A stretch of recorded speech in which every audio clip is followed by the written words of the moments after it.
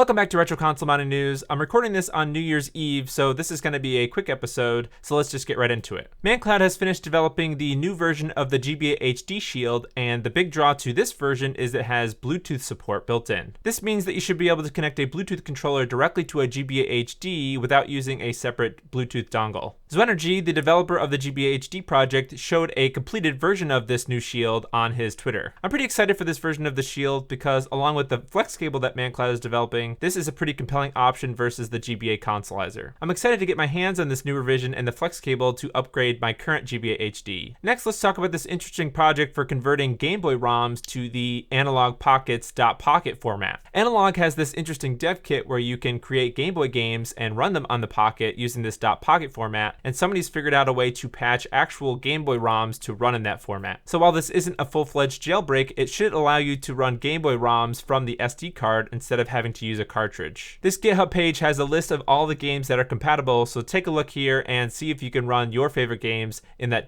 .pocket format. Will's Console Mods showed off a prototype of his SaturnSwitcher, which is a switcher that allows you to switch between the Fenrir ODE and the Saturn's internal disk drive. I still don't have a Saturn, but I think this is a really awesome option that allows people to keep their original disk drive as well as use the Fenrir for an ODE. They didn't talk about a release date, but these prototypes look really professional, so I'm assuming it's going to be early next year. Next, let's talk about some new aftermarket shells for some older consoles. Retro Game Restore has made a couple of these already for the Super Nintendo, the Super Famicom, as well as the Genesis Model 1. Here they're showing off a front-loading NES shell, and while I haven't really been tempted by the Super Nintendo or the Super Famicom versions that have been released already, I'm really interested in this NES version. I think this would be a great way of showing off your different color aftermarket NES boards like the OpenTendo. I have an OpenTendo board that I haven't done anything with, so maybe if I pick up one of these transparent shells, that'll give me the motivation to build my OpenTendo. They also showed off this transparent Famicom shell, so if you are interested in the Famicom, then you might be interested to know that there's going to be an aftermarket shell for it. Next, let's talk about a few controller adapters that are coming out. Humble Bazooka showed off a render of an Atari Jaguar Bluetooth adapter based off of Blue Retro. On one hand, I know that the Blue Retro project is capable of connecting Bluetooth controllers to multiple controller ports, so if you've got something like the N64 that has 4 controllers, a single Blue Retro adapter should be able to connect all 4 of those. However, this is a custom Blue Retro module, so it only allows you to connect one controller to the Atari Jaguar. I've been trying to build my own Genesis adapter for Blue Retro, but that's using the ESP32 dev board,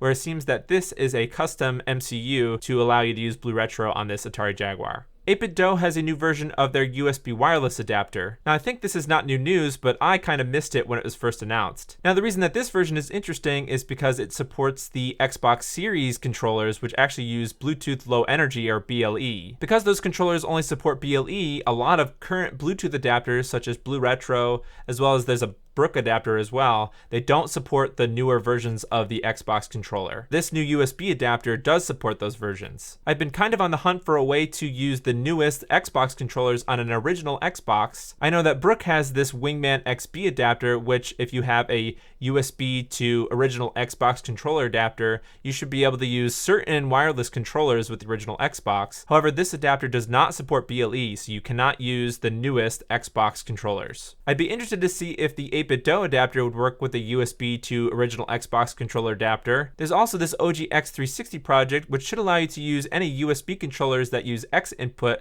to run on the original Xbox. So I'm assuming some combination of all these projects should allow me to use the newest Xbox controller on an original Xbox. Last week I showed a Game Boy Color Consolizer Kit. That kit is a GBHD Color from Gamebox. Now, I definitely think that the Game Boy Color has the potential to be really popular as a consolizer. However, I really can't get behind the cost of this kit. $250 plus shipping for the case and the PCBs for this kit is sort of expensive. Add on top of that the cost of a Game Boy Color. On eBay, Game Boy Colors are really expensive actually, over $60. I would think that they would be cheaper versus like a Game Boy Advance, but for some reason Game Boy Colors are really popular right now. I'm assuming that the price of this kit has to do with the coronavirus, and that's fair, but I mean, for not much more money you can get something like a Game Boy Advance consolizer or even almost a Mister. Let's say this kit with shipping costs $275 plus a Game Boy Color, which is another $60. So for around $325 gets you just a Game Boy Color consolizer. A bare bones Mister kit is something like $400 for Mister add-ons. However, I still am interested in this kit because it touts a custom HDMI core.